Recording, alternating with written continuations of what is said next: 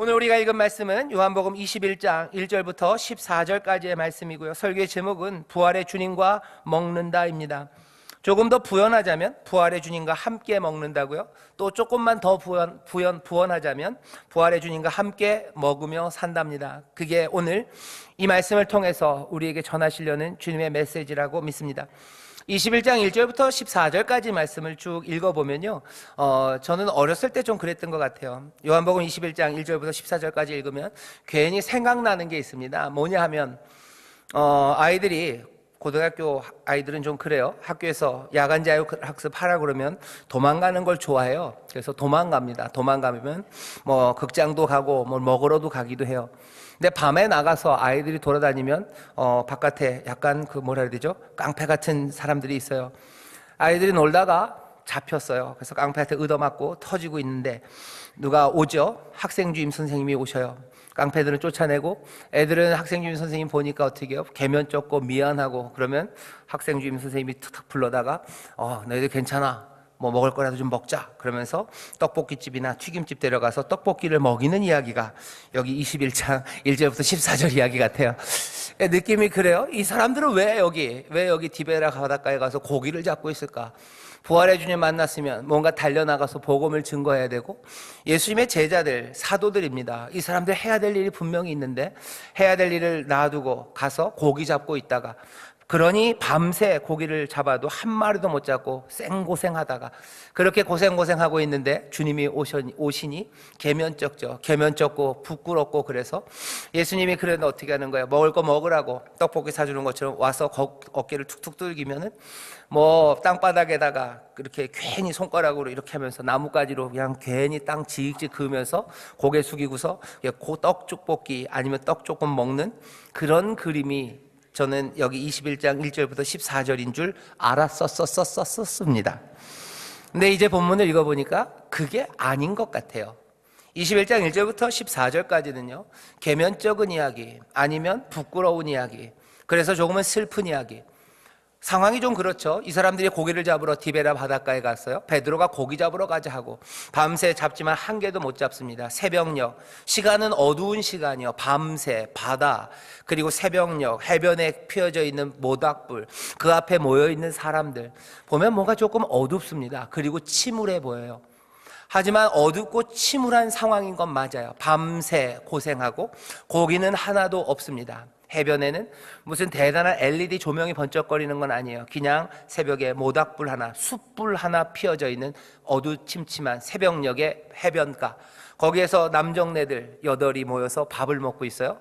별로 그렇게 아름다운 그림 같지는 않습니다. 우리의 인생도 조금 비슷하죠. 어둡고 그리고 해변에 숯불 하나 펴져 있는 것 같고, 그냥 뭐 요리사가 온 것도 아니고 뭐 예쁜 아내들이 와서 함께 아침을 준비해 놓은 그런 아침상도 아닙니다. 그런 어두운 곳인 것 같지만 사실은 오늘 본문 21장 1절부터 14절은요, 모든 것들을 다 동원해서 여기 이 해변, 이 어두침침한 해변에 기쁨과 그리고 찬송과 그리고 노랫소리를 여기다 울려 퍼지려게 하고 있어요. 여러 가지 시도들이 있습니다. 어떻게 있냐면 이런 식이죠.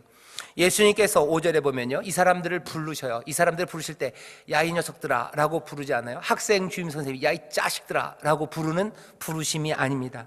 예수님이 제자들을 부르실 때 이렇게 부르셨어요. 예수께서 이르시되 얘들아 그럽니다. 얘들아. 이거는 뭐 아이들아 라는 얘기예요. 아이들아, 꼬마들아, 이 녀석들아, 자녀들아, 얘들아 라고 부르셔요. 그 어두침침한 새벽녘 거기 울려 퍼지는 소리는요, 학생 주임 선생님이 이 녀석들 잡았다라고 얘기하는 게 아니에요. 어디 도망가서 여기 있었냐, 그러니 너희들 고생하지 라고 야단치며 부르는 게 아니라 가장 따뜻하게 그리고 밝은 목소리로 부릅니다.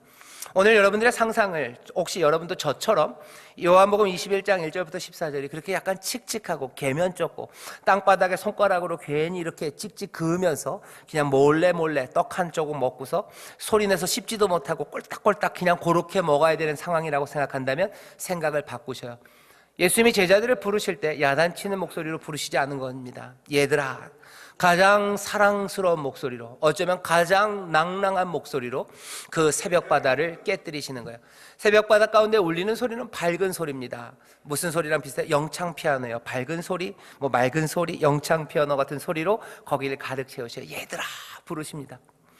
밤이 맞도록 수고한 사람들이에요. 뭔가 어디에 있을지 모르는 사람들입니다. 그 사람들을 향해서 예수님이 가장 지금 맑은 목소리로, 부활의 주님이 이들을 부르십니다.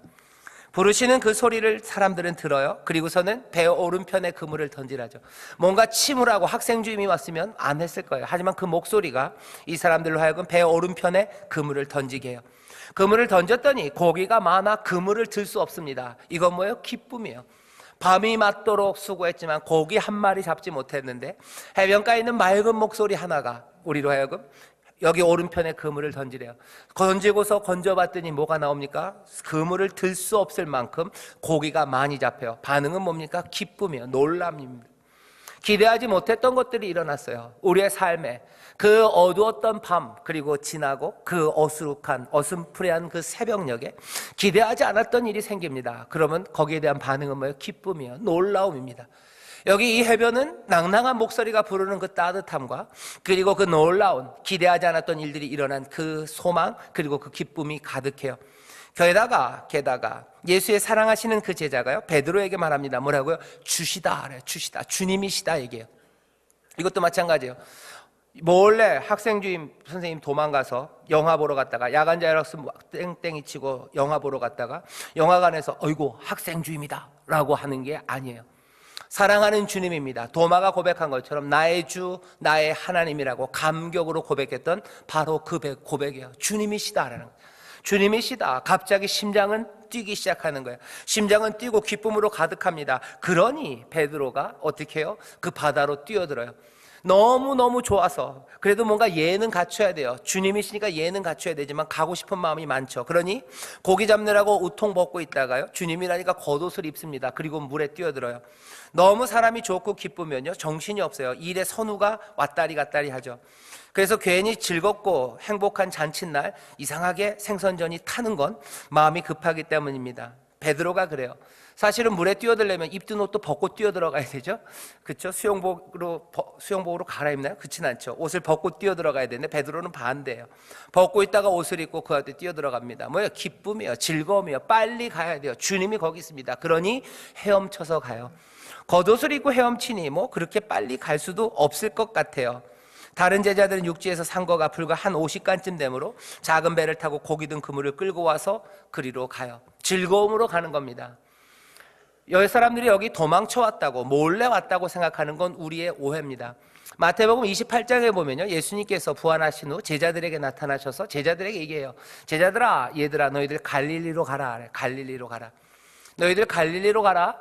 나중에는 예루살렘에 다시 모으게 하십니다. 하지만 지금은 갈릴리로 먼저 보내셔요. 갈릴리로 가라. 내가 거기서 너희를 만날 거다 얘기하셔요. 이 사람들 갈릴리에 그래서 와 있었던 겁니다. 와서 일상으로 돌아가고 있는 거예요. 예수님이 왜 우리를 갈릴리로 보내셨을까?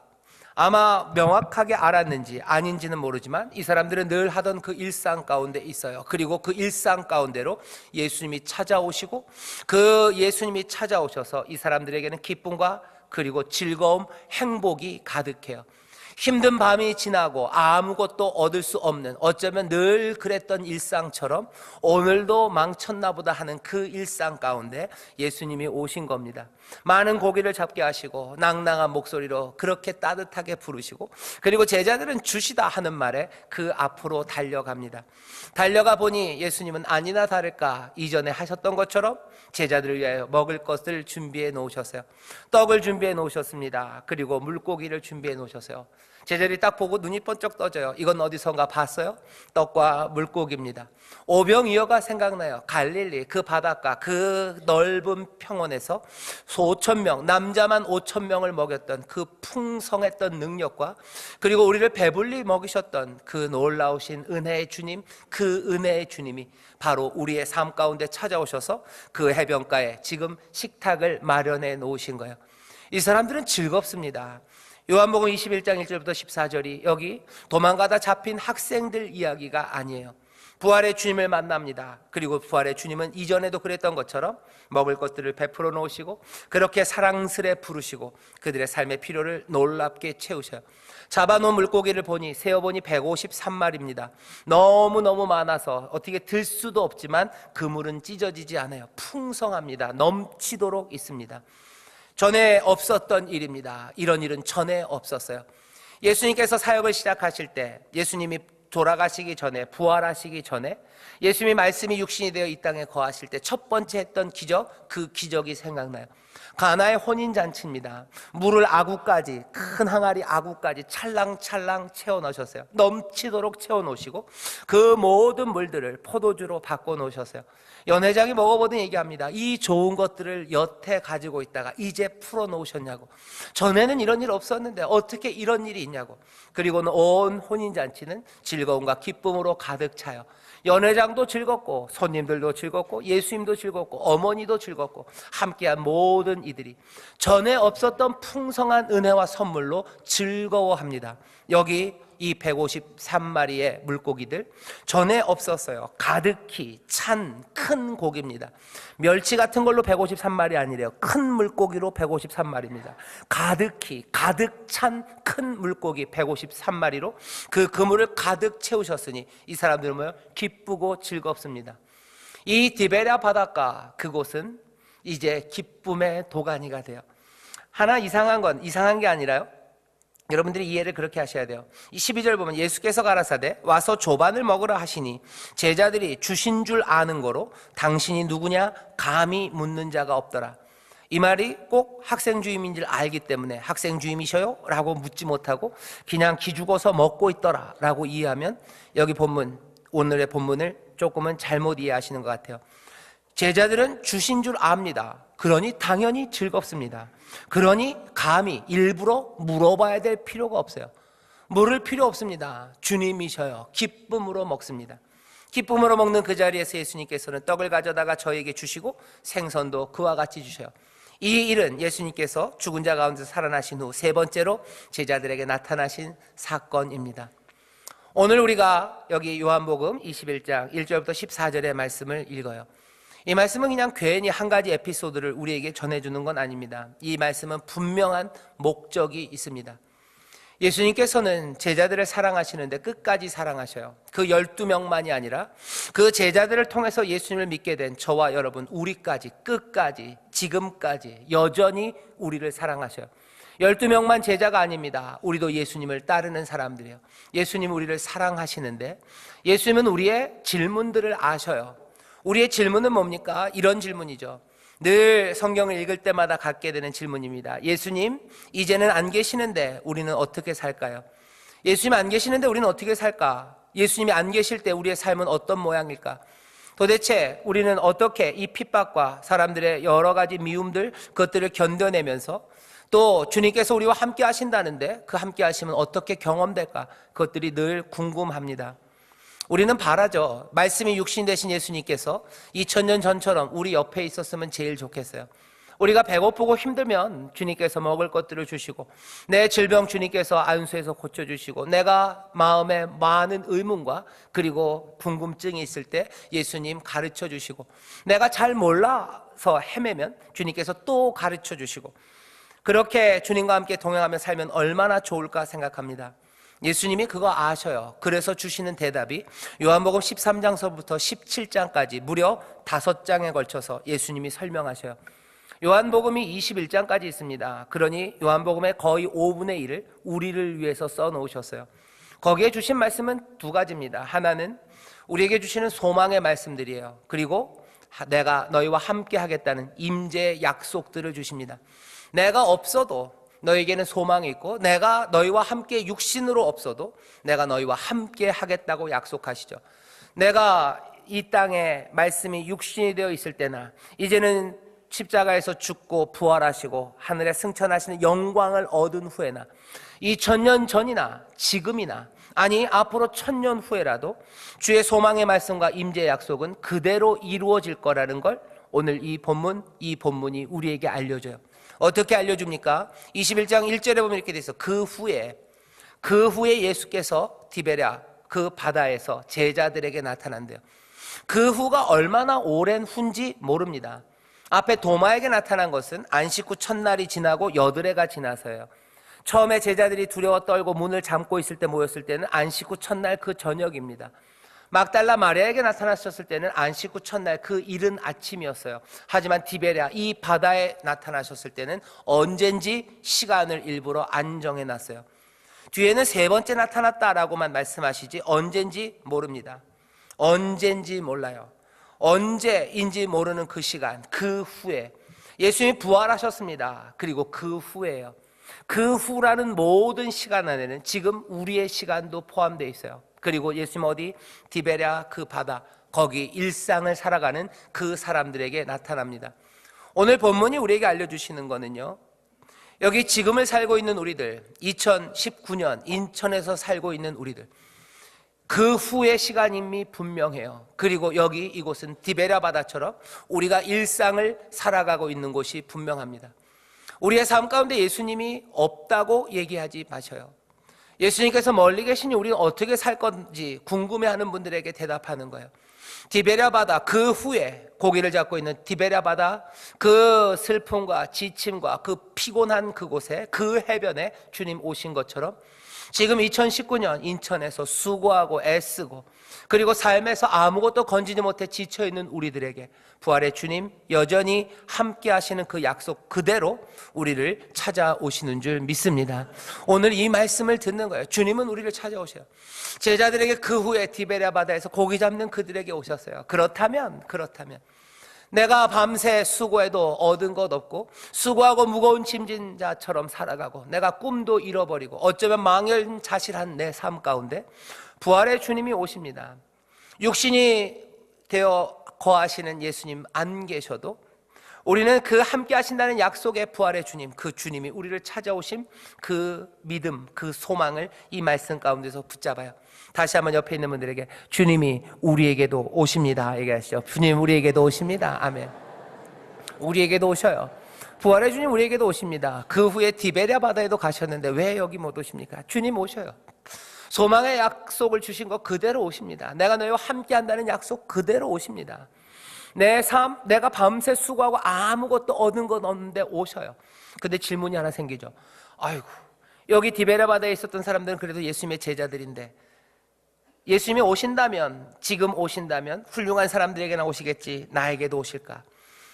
이런 말하면 좀 그런, 담임 목사에게나 오시겠지 나에게나 오실까? 오늘 본문을 보면요 재미있어요. 뭐냐면 거기 그 바닷가에는 7명이 있습니다. 늘 7이라는 숫자는 좀 완전한 숫자예요. 완전한 숫자. 거기 다 모든 믿는 사람들에게 오는데 재미있는 건 7명의 이름을 다 쓰든지 아니면 7명의 이름을 다 안 쓰든지 그래야 되는데 여기 7명 중에서요 5명은 우리가 누군지 압니다. 하지만 2명은 누군지 몰라요. 오늘 본문 보면 시몬 베드로가 있어요. 2절 시몬 베드로와 디두모라 하는 도마와 갈릴리 가나 사람 나다나엘. 아주 구체적입니다. 시몬 베드로예요. 이 사람은 나중에 21장 뒤에 보면 순교할 사람입니다. 순교할 사람, 예수님의 복음을 증거하기 위해서 이리저리 끌려다니며 생명을 내놓을 사람, 그 사람 시몬 베드로예요. 디두모라 하는 도마입니다. 그 전에 우리가 봤었죠. 가나 사람, 갈릴리 가나 사람 나다나엘이요. 이 사람들은 내가 봐야지 믿겠다라고 했던 사람들이에요. 하지만 또 은혜로 보고 믿게 된 사람들. 다른 이름 디두모라 하는 이름 그리고 도마라는 이름까지 자세히 나와요. 나다나엘은 갈릴리 가나 사람이라는 게 나와요. 갈릴리 가나의 혼인잔치 바로 거기 있었던 그 사람입니다. 그리고 또 누가 나와요? 세베대의 아들들입니다. 세베대의 아들들은 야고보와 요한이에요. 아마도 이 요한복음을 기록한 그리고 사랑하는 제자라고 예수의 사랑하시는 제자라고 부름받았던 바로 그 요한과 야고보입니다. 이 사람 요한은 이 책을 증거한 사람이에요. 증인으로 살아간 사람 그리고 주님과 함께 했던 사람 그 사람들 이름이 쭉 나와요. 그리고 나선 또 다른 제자 몇 명이 둘이 함께 있대요. 다른 제자 둘은 이름이 없습니다. 제자라는 것 말고는 아무것도 우리가 알 수 없는 사람이에요. 그러니 사실은 빼도 상관없습니다. 하지만 거기 7이 있었고요. 그 7에게 나타나셨대요. 순교자에게 나타납니다. 복음을 증거하는 사람에게 나타나요. 주 앞에 고백하고 주를 본 사람에게 나타나요. 그리고 여기 그 이름이 알려진 제자들에게 나타나는데 누구에게도 이름 없는 제자들에게도 나타납니다. 주를 사랑하는 그 사랑으로 자기의 목숨을 내어놓는 사람, 그 사람에게 나타나요. 뿐만 아니라 예수님의 사랑, 그것을 증거할 수 있는 자리, 그런 자리일까 싶을 만큼 빈약하고 보잘것없는 장소에서, 하지만 매일매일 그 복음으로 살려고 주를 따르려고 고민하고 분투하는 사람들, 아무도 이름은 모릅니다. 하지만 매일매일 주를 따르는 그 사람들에게 주님이 나타나셔요. 모두가 이 부활의 주님을 만납니다. 이 모두에게 부활의 주님께서는 은혜와 선물을 내어주셔요. 디베랴 바닷가 그 새벽, 거기 7명에게 오신 것처럼 2019년 인천, 여기 깨어지고 지쳐있는 우리의 삶들, 대단한 업적이나 이름 있는 크리스찬들만 아니라, 무슨 직분이 있는 사람들만이 아니라 매일매일 주 앞에 나와서 무릎 꿇고 기도하고, 잘 모르는 찬송이지만 띄엄띄엄 그 찬송을 부르며 나에게 맡겨진 일들, 그리고 내게 주신 길을 한 걸음 한 걸음 걸어가는 그 사람에게 주님 소망의 약속을 주신 것처럼, 그리고 임재의 약속을 주신 바로 그대로 이제 오셔서 그 놀라우신 은혜와 풍성한 선물을 이제 우리에게 주시는 줄 믿습니다. 그러니 기뻐하시기를 주의 이름으로 축원합니다. 옆에 있는 분들에게 주님이 저에게도 오십니다. 주님이 저에게도 오십니다. 우리 옆에 있는 성도님들에게 주님 저에게도 오십니다라고 자랑들 하셨나요? 네, 자랑하셨어요. 그러면 자랑하는 얘기를 듣고 뭐라 그러는 거예요? 옆에 있는 좋으시겠어요? 라고 얘기하시죠. 다시 한번 주님 저에게도 오십니다. 그럼 좋으시겠습니다. 좋으시겠습니다. 예, 참 좋습니다. 네, 참 좋습니다. 참 좋습니다. 이름 없는 나에게도 오십니다. 부족한 나에게도 오십니다. 디베랴 바다 그 해변에처럼 내 깨어진 삶, 지쳐 땀 흘리고 수고한 내 삶에 주님이 오셔요. 오시는데 지금 오시고요, 나에게도 오셔요. 그 다음에 뭡니까? 주님이 오셔서 하시는 일은 전이나 지금이나 같아요. 예수 그리스도는 어제나 오늘이나 영원토록 동일하셔요. 말씀이 육신이 되어 이 땅에 거하시며 많은 사람들을 고치시고, 그리고 하나님의 선물을 내어주신 것처럼, 그 영생과 그 생명으로 풍성하게 하신 것처럼 지금 오셔서 뭐 하십니까? 지금 오셔서 우리 가운데 풍성한 은혜와 생명을 주십니다. 오늘 본문이 그것들을 알려줘요. 가나의 혼인잔치처럼 없었던 것들, 전에 없었던 역사를 주시고, 가나의 혼인잔치처럼 그 충만함으로 채우시고, 기대하지 못했던 선물로 채우셨어요.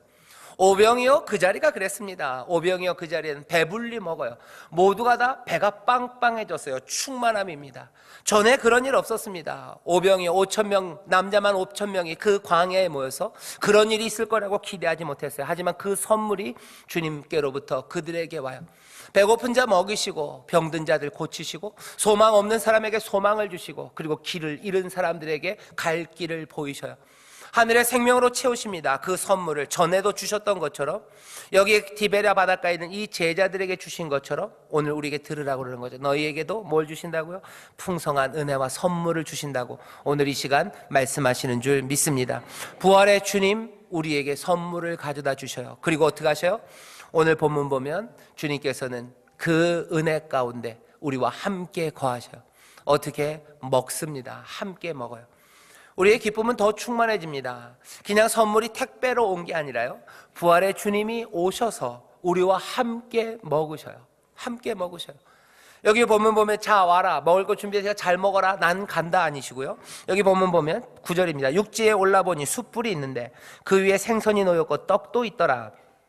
예수께서 가라사대 지금 잡은 생선을 좀 가져오라 하신대, 시몬 베드로가 올라가서 그물을 육지에 끌어올리니 가득히 찬 큰 고기가 153마리라. 이같이 많으나 그물이 찢어지지 아니하였더라. 예수께서 가라사대 와서 조반을 먹으라 하시니 제자들이 주신 줄 아는 거로 감히 당신이 누구냐 묻는 자가 없더라. 즐거움으로 먹습니다. 그리고 주님은 이들과 먹어요. 유대인들은 아무하고나 먹지 않습니다. 친한 사람들과만 먹습니다. 주님이 친밀함으로, 사랑으로 우리와 함께 하셔요. 우리와 함께 먹습니다. 주님은 우리에게 선물 주시고 가시지 않아요. 우리와 함께 먹으셔요. 내가 너와 함께 하겠다는 그 약속이 어떻게 이루어지냐고요? 그냥 말 그대로 우리와 함께 먹으며 이루어집니다. 여기 제자들이 먹는 이 식사는 특별한 식사가 아니에요. 밤이 맞도록 수고하고 그 아침에 어쩌면 배고파서 먹는 일상의 식사입니다. 내가 먹는 삶들, 내가 먹는 식탁들, 내 일상들, 주님이 거기에 계시다는 얘기예요. 멀리 어디 계시다가 특별한 일, 기념일에만 오신다. 아니요, 그렇지 않습니다. 멀리 어디 계시다가 예배하는 그 자리에만 오신다. 아니요, 그렇지 않습니다. 주님께서는 그 식탁에 오셔요. 그 밤, 그 새벽 그들이 먹는 그 자리에 함께 하시며 조반을 먹으라고 그들과 함께 드십니다. 우리의 삶 가운데 은혜가 임하셔요. 주님께서 풍성한 생명을 우리에게 주시는데 그 생명은 선물로만이 아니라 그 생명은 누구와 함께요? 주님과 함께 와요. 그러니 우리는 바라고 소망하는 건 주가 우리와 함께 하시기를, 성령이 우리와 함께 하시기를, 그 은혜가 우리와 함께 하시기를 꿈꾸고 바랄 수밖에 없고, 그 바라는 바, 그 소망은 우리 가운데 분명히 이루어지는 줄 믿습니다. 그러니 어떻게 또 기뻐합니다. 또 기뻐요. 우리에게 오시니 기뻐요. 나에게 오시니 기뻐요. 그리고 풍성하게 주시니 기뻐요. 그리고 우리와 함께 드시니 기뻐합니다. 우리에게 기쁨이 가득합니다. 기쁨이 가득해요. 또 하나 마지막으로요. 이 기쁨은 얼마나 충만해집니까? 13절에 보면 예수께서 가셔서 떡을 가져다가 제자들에게 주시고 생선도 그와 같이 하신대요. 떡을 가지십니다. 그리고 저희에게 주신대요. 꼭 이 얘기가 필요한 건 아니에요. 그냥 즐겁게 먹었다 그러면 끝나는데 떡을 가졌다는 이야기, 저에게 주셨다는 이야기를 요한은 구태여 써놓습니다. 왜냐하면 요한이 이 말을 쓸 때만 해도 교회는 예수님께서 떡을 가지시고 또 그것들을 주신다는 이야기가 뭔지 알아요. 모든 복음서에서 오병이어의 기적을 설명할 때, 그리고 모든 복음서에서 예수님의 마지막 만찬을 설명할 때 늘 사용했던 단어입니다. 떡을 가지사 축사하시고 떼어서 나눠주셔요.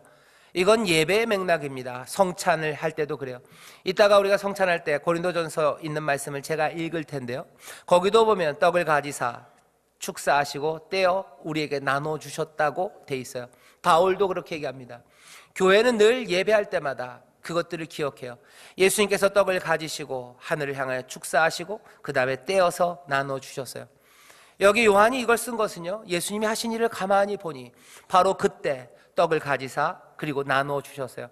중간에 있는 축사하시사 떼어라는 두 가지는 빠졌지만 그걸로 충분합니다. 떡을 가지시고 나눠주셨다는 처음과 마지막 그 이야기로 충분해요. 요한은 여기서 지금 뭘 봅니까? 예배하는 그 시간, 그 거룩함을 봐요. 이 사람들은 지금 밥을 먹습니다. 하지만 부활의 주님이 함께 하셔요. 그렇다면 이건 기쁘고 즐거운 자리이고 동시에 거룩한 자리입니다. 오늘 이 말씀을 기억한다면요, 우리의 일상들, 디베랴 바닷가 그 해변, 내 일터, 내 가정, 내 가족들과 함께 식사하는 자리, 내 동료들과 함께 일하는 그곳이 무엇이 되었건 거기에는 누가? 부활의 주님이 오셔요. 소망의 말씀을 주신 것처럼 임재의 약속을 우리에게 주신 말씀 그대로 우리 가운데 오시는데 놀라운 은혜로 오십니다. 충만함으로 오셔요. 기대하지 못했던 것들을 가져다 주셔요. 전에 없었던 기쁨으로 우리를 채우셔요. 많은 사람들이 이제는 좋은 일이 일어나지 않을 것 같다고 생각해요. 남들에게는 모르겠지만 나에게는 좋은 일이 없을 것 같아요. 좋은 소식이 있을까? 깜짝 놀랄 만한 일이 일어날까? 내 마음을 가슴 뛰게 하는 그런 사건이 있을까? 내 영혼을 시원하게 하는 그런 소식들, 그런 사건들이 내 삶에 일어날까? 사람들은 그런 것들을 다 고이 접어버립니다. 아니, 일어나지 않을 것 같다는 거죠. 전에 없었던 기대하지 못했던 선물, 그런 건 오지 않을 것 같아요. 내가 주문했던 거나 오지, 아니 주문한 거나 제대로 왔으면, 내가 땀 흘린 거 겨우 그거 먹겠지, 아니 땀 흘린 거나 빼앗기지 않았으면. 하지만 오늘 말씀이 우리에게 알려주는 건 우리가 심지 않은 것으로 우리에게 주셔요. 왜? 부활의 주님이 생명으로 우리에게, 그 풍성함으로 우리에게, 그 아구까지 채웠던 그 물을 포도주로 바꾸셨던 놀라운 기적으로 우리에게 채우셔요. 그 채우시는 일상, 그것은 어느 순간인가 벌써 거룩한 시간이 되어버립니다. 왜냐하면 그 충만함과 그리고 전에 없었던 선물들을 가져오시는 이가 누군지 우리는 알아요. 부활의 주님이 오신 겁니다. 거룩하신 하나님이 우리 가운데 거하시는 거예요. 내 일상은 이제 부활의 주님과 함께하는 거룩한 시간입니다. 그러니 감사하게 돼요. 기쁨이, 그리고 감사가, 그 거룩함에 대한 경외함이. 그러니 식탁은 이제 더 이상 반찬 투정하는 곳이 될 수 없어요. 주님께서 우리와 함께 하시는 거룩한 식탁입니다. 거기는 기쁨의 자리예요. 거기는 주가 주시는 은혜 가운데 감사가 넘치는 자리예요. 식탁뿐만 아니라 내 일터가 그렇습니다. 내 일터에 좋은 일이 생깁니까? 예, 생깁니다. 왜입니까? 부활의 주님이 소망의 말씀을 주셨고 임재의 약속을 하셔서 내가 일하는 그 일터에 오십니다. 충만함으로 채우실 거예요. 세상에 줄 수 없는 기쁨과 소망으로 채우십니다. 이것을 믿는 사람들이 제자들이에요. 이것을 믿는 사람들이 부활의 주님, 그 은혜의 생생함을 믿는 사람들, 이것을 믿는 사람들이 영생이라고 이름 붙여진 다른 삶을 살아갑니다. 내 가정에, 내 식탁에 부활의 주님이 은혜를 가져오실 걸 기대하는 사람들, 그 사람들의 삶은 달라질 수밖에 없어요. 감사해요. 그리고 즐겁습니다. 그리고 기쁩니다. 디베랴 바다 그 해변이 기쁨의 자리가 됐던 것처럼 우리의 가정이, 우리의 일상이 기쁨의 자리, 그리고 감사가 넘치는 거룩한 자리가 될 줄 믿습니다. 육신이 되신 주님과 함께 하지 않으나 우리는 여전히 주의 충만하신 은혜 가운데, 요한복음 1장 6절에서 그래서 그렇게 얘기해요. 우리가 다 합니다. 우리가 모두 다 그의 충만한 데서 받을 거예요. 그가 충만한 데서 우리에게 주시니 우리가 받을 겁니다. 은혜 위에 은혜라고 돼 있어요. 우리가 다 그의 충만한 데서 받으니 은혜 위에 은혜로라. 부활의 주님 지금도 은혜를 더하시려 우리 모두에게 다가오십니다. 떡을 가지사 떼어 축사하시고 이제 우리에게 나눠주셔요. 기쁨이 충만한 시간입니다. 삶은 거룩함으로 그리고 그 감사로 충만해요.